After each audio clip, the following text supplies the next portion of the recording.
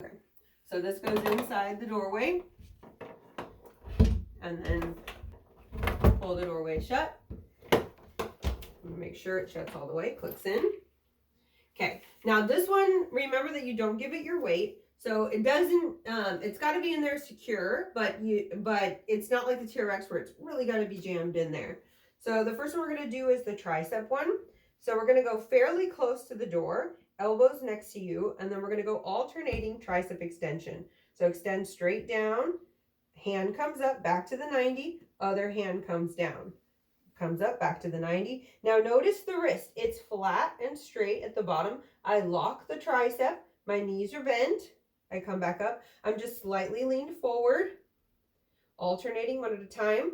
There's also an option for doubles, so a little bit stronger. Sometimes if you decrease the tension, you can just go closer to the door, and then the tension decreases, and then you can do doubles here. So just on these ones, watch out for the neck strain. Just be careful that they're not straining of the neck, or that they're not pushing so hard and trying to rotate the shoulder forward with the band like that, because that means that it's too hard. They can't do it. Another option too is just to take one and unclick it off.